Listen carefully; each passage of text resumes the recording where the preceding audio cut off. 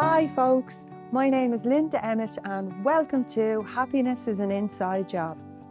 We are the creators of our own reality, we create our own lives. Our mind is our biggest limit and it's our own beliefs, behaviours and habits constantly caught in those cycles that keep us trapped where we are and stand in the way of our own happiness. So throughout this podcast, we're going to take a deep dive into some of those beliefs, habits and patterns, where they show up in your lives and what you can do to change them. Hi folks, I am so excited to be back recording with Erica.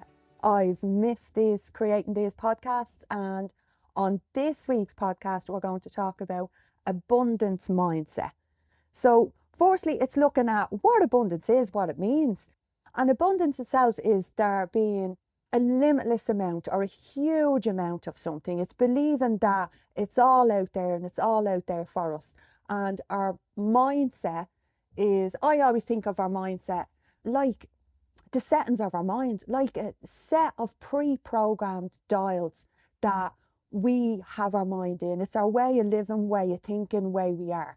So putting the two of those together and looking at how we can move from a fixed mindset into a more abundant mindset, that we believe that everything that we want is out there. So the first thing there is, you cannot attract anything you want in your life until you see yourself having it. Our mind works in pictures, so visualization is absolutely powerful, but a lot of the time we don't even allow ourselves to dare to even dream about it, to sit down and even daydream, to create it, to think of what we truly want. Like even to say to yourself, I'd love to be with a beautiful, rich, handsome man or woman, or sexy man or woman. The minute we start thinking about that, our own lack comes in and says, oh God, well, you might be punching above your weight there, or, you're not rich, so do you deserve someone that's rich?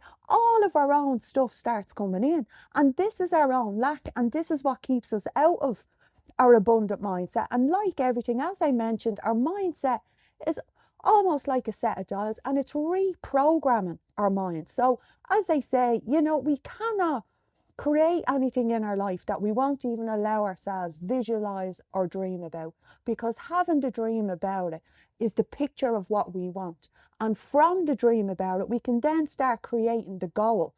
And one of the ways of working with this is how we treat our mind, how we are around our mind. Like our positive thinking, as you hear an awful lot about, is very, very powerful, but that needs to be programmed in.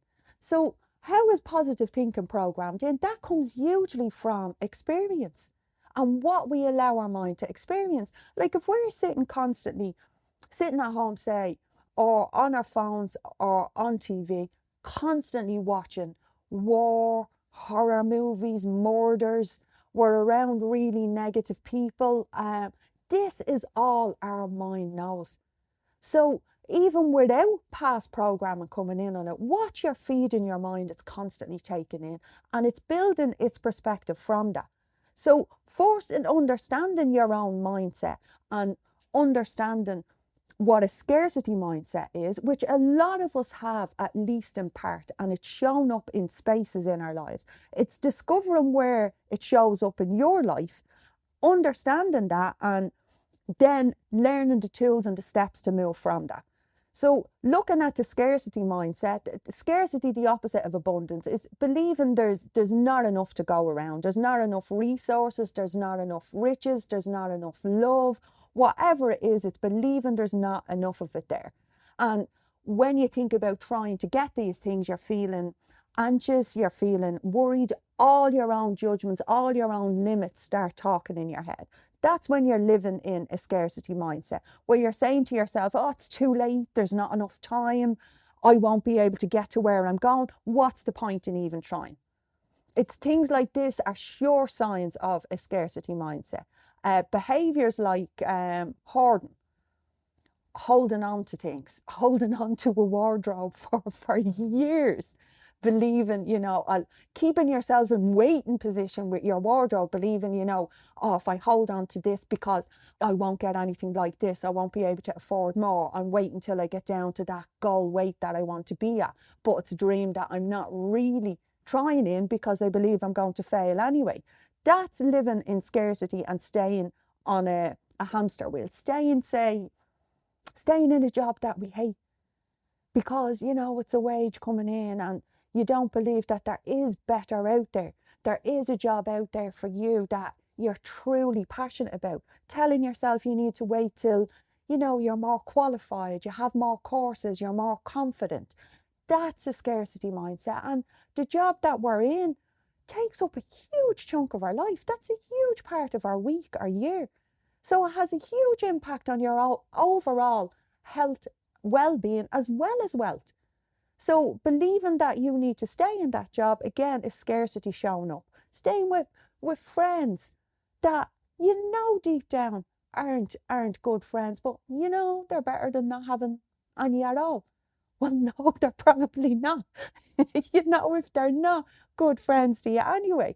And this is true of all our relationships, be it, when we're seeing someone or we're in a long-term relationship, staying in places that we know are hurting us, we know are not serving us, we know are bringing us down, because we don't believe that there's better, there's more out there. It's letting go of these things to open up the space and the room in your life and the thinking and the dreaming for you to have any of those things. Another space we'll see scarcity is when we're hugely jealous or envious of others. We're seeing things in them that we feel we lack. Maybe it's the life they're living on social media, it's the confidence they show up with. But in reality, we don't know when they've put out a video whether it took them 2 hours or 75 minutes, whatever, to get that out there. I know certainly for some of the stuff I've put out since I started up in business that there's some videos that just rolled out. There's others I found very difficult to do because I was constantly running ahead of how I taught people to take it, or their judgment, what they'd say. Was it enough? Was I enough? And that's stuff I had to work on. But looking on to others and comparing yourself to them is showing you something you believe you lack in, showing you a scarcity that you believe is in your life. So figuring out what it is you're jealous or envious of, and not punishing yourself for the jealousy or the envy, asking yourself what you're jealous of, shows you what you think you're lacking.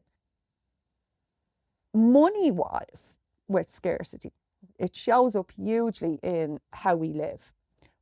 It can show up for, I know certainly my life, I would have been an extreme spender. The minute I got money in, and I know this may sound strange, I was spending it all really quickly because I thought, oh, it's going to go, I won't have. And that's how I reacted to scarcity. There's other people that'll, penny pinch, save, and a level of that is fine. But if you're not allowing yourself the basics and you're constantly worried about money, that's when you're in a scarcity mindset. That's when you need to be doing the work to allow yourself to live now as well as in the future. And the opposite of that is the abundance mindset. It's shifting to a mindset that sees absolutely limitless potential and knowing how much is out there and available to you, knowing how much is out there waiting for you. If you move the things out of your life that aren't serving you, and if you started thinking your ways of thinking and what you allow yourself experience. One of the things that's powerful for this is, for shifting our mindset, is gratitude. Feeling grateful for all that you have. It shifts your focus from thinking all that you don't have. So gratitude is, and it can take 2 minutes within your day, and you're starting to create that shift. You're seeing everything you have, and this shifts your perception of the world, because when you're seeing what you do have, you know how you got that, you know the steps you took, and your mind is thinking of steps you can take to create more of this. So gratitude is really powerful. Another one that we are absolutely not fans of is facing your fears. facing what it is that you're afraid of. If you do take them steps, what is it you think will happen? And writing down our fears. A lot of the time with scarcity, we're stuck in programs, we're stuck in patterns. And it's only when we look at what it is that we're stuck in, whether it's to do with money, relationships, love, whatever the lack is, you need to see it to change it. So journaling down what it is that you're afraid of. And when you write down what you're afraid of, and it's normally, I'm afraid I'm going to be stuck here for good. I'm afraid I'm going to be stuck in this, that powerlessness. And then when you do that, using the 5 whys, saying to yourself, okay, why do I think I'm going to be stuck in this? Because I don't believe I can create changes. Why do I believe I can't create changes? Because I've been in this pattern for years. Why am I in this pattern for years? Because I don't believe I can create changes. And that's exactly that. But it's seeing this on paper and not hammering yourself. You can't do what you don't yet know. You know, if you're only learning something now, if you're only seeing your fears and realising where you're stuck now, you can only move from here. So don't start jumping into the time loop and going, oh God, I could have done this years ago. I should have started this long ago. All of that gunk. Again, that's the scarcity mindset. That's diving back into a time warp. So looking at what your fears are and seeing them show up, and recognising when it comes to money that every time that we're out there and we're buying something, whether it's the essentials and they're gone up, or we're servicing the car, or any of those things, money is always an exchange. It's not something you're losing. For everything you do with money, you're getting something back. If you're paying for a car service, you're getting a car back that is roadworthy, that is hopefully going to keep going for the next year until you get it serviced. Again, it's an exchange. If you're paying to get your hair done, it's something that makes you feel good, it makes you feel confident. That's the exchange. So shifting how you view what you've to pay for, because you can see that in absolutely everything, whether it's things that you do or don't like paying for. See the exchange in it, see the gain in it, see what you're getting. We don't lose money. It doesn't just dissipate, disappear. We most often are getting something for it. We're exchanging it for something else. So starting to view it like that really helps in shifting you out of the scarcity mindset when it comes to money. It's what you're exchanging it for. It's what service you're getting or what you're doing with it. Be it paying your bills, electricity, paying your electricity bill. You're getting electricity. You're getting something that powers your home and allows you to do other things. Wi-Fi, the same thing, your phone bill, all of these things. You have choices in all of these. Well, you know, not so much electricity, you know, we all like that comfort, but overall, they're choices that we're making to live the way we live. And when we're shifting our views and making the changes that we want to make, and stepping out there and stepping into something new, we can often have an ideal or a belief that like life should be easy, and that stops us ever stepping out of our comfort zone. Struggling and learning is a part of your journey to success. Like, I listened to this I suppose brilliant way of looking at it on a Bob Proctor book I was listening to, and he said on it, he says a rocket fails its way to the moon. A rocket takes off and constantly course corrects all the way to the moon. And I just thought that was a brilliant way of looking at it. Like, if it didn't course correct on its journey, it would overshoot or bypass the moon by miles and miles.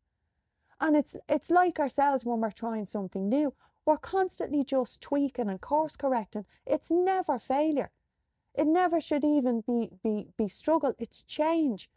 And it's how we're viewing it. We're just doing little course corrects to get us to where we want to go.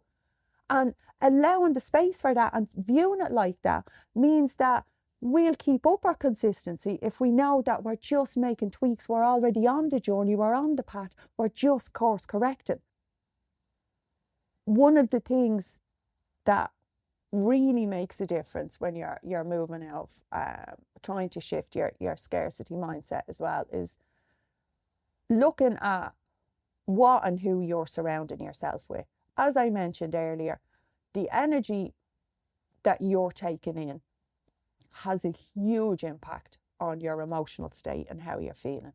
And that's inclusive of what you're listening to, what you're putting in front of you, the energy you surround yourself with. We're all energy beings. We're constantly absorbing energy from others. We pick it up if we're constantly around energy vampires, for example, that are, always struggling, always extremely negative. That's constantly bouncing off our energy and we're constantly absorbing that in. If what we're watching is extremely negative, very frightening, making us feel anxious, again, these are the things that our mind, our energy being, we're constantly absorbing. So looking at, now this isn't to say ditch all your family, but start looking at who and what you're around day to day, what energy you're taking in from all spheres, and shifting and moving that to where you want to be, to what you want to feel like. That's in the books, the podcasts, what's on TV, the people you're around, what you're putting into your body. If you're putting real stodgy foods that are bad for you into your system, it's taking your system far longer to break those down. It's absorbing your energy. It's making you feel lethargic and bringing your whole energy system down. So on every front, physical, emotional, mental and spiritual, what we're taking in has a huge impact on our mindset and our energy. So looking at this is really powerful, piece by piece, looking around your life at what you're doing day to day. Your mind is an absolute meaning-making machine. So what it's surrounded with day to day, what it sees, it's absorbing, it's taking in, and it's basing your life on that. It's pulling in past experiences, looking at where it is today and creating a meaning, creating a picture. So if all it's surrounded with is negativity, that's its perspective, that's where it's coming from. So to shift that shifts your mind. Another thing that's really, really, and I love this one, treat yourself. I love an L treat. Treating yourself, we can often get quite guilt laden. We don't, we're happy to do and give to others, but not necessarily ourselves. This is lack and scarcity shown up again. I am allowed this when I do this, or I behave like this, or when I have this, or when I've achieved this. No, that's not a treat. That's not treating yourself at all. And what you're diving into there again is lack.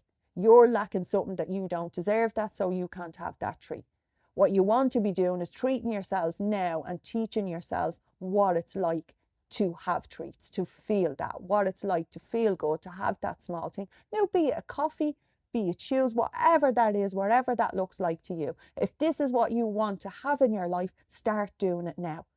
Don't wait till you've achieved all these things, these unattainable standards, before you allow it for yourself. That's lack again showing up. So start treating yourself now. This really, really, I find this and find that very, very good.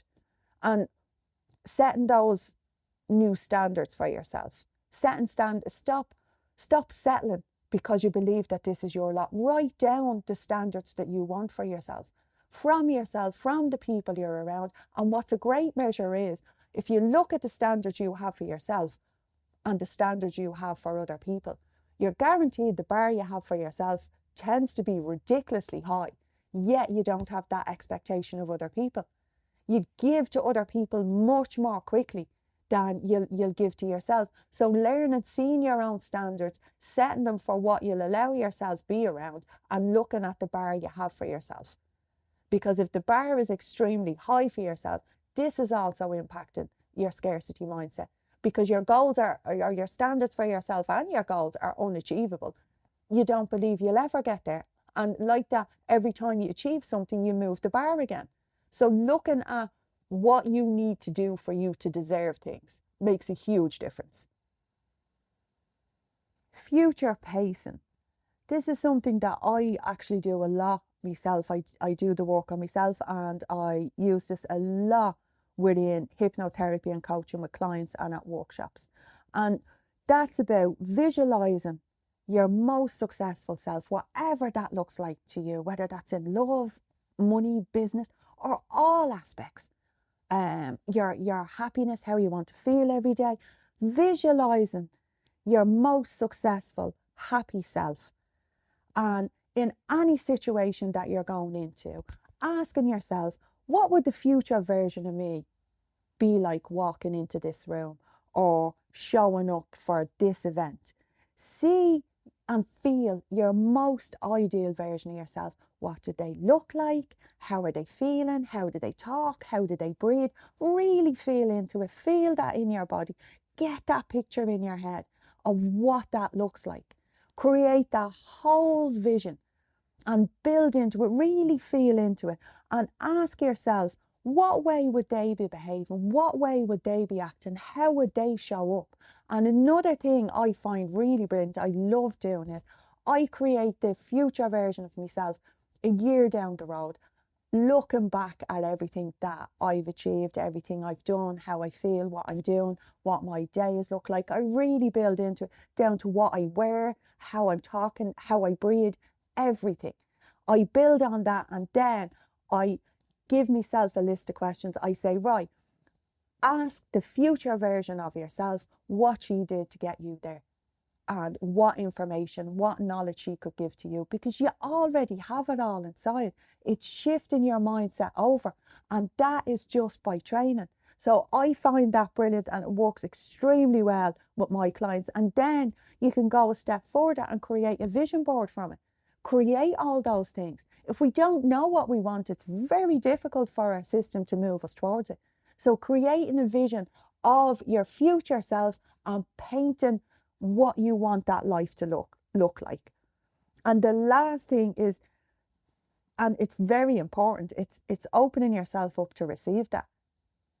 It's allowing yourself and reducing that bar down for yourself. We are often, like, as I mentioned, so good at freely giving like love, support, attention to everybody else that we love. But yet we don't do that to ourselves and wonder why the belief or the worth just isn't there.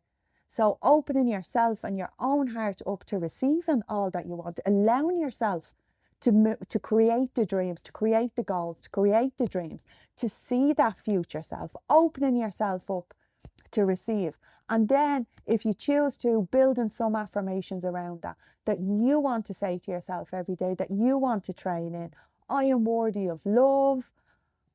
Money flows to me constantly, whatever it is, whatever it looks like to you. And building that into your life. And that, you're guaranteed, will shift your mindset over to that abundance, because you absolutely deserve. We're all here to create. And it's down to you what you choose to create. You have everything within to do that. It's just building that belief and shifting those dials in the mindset.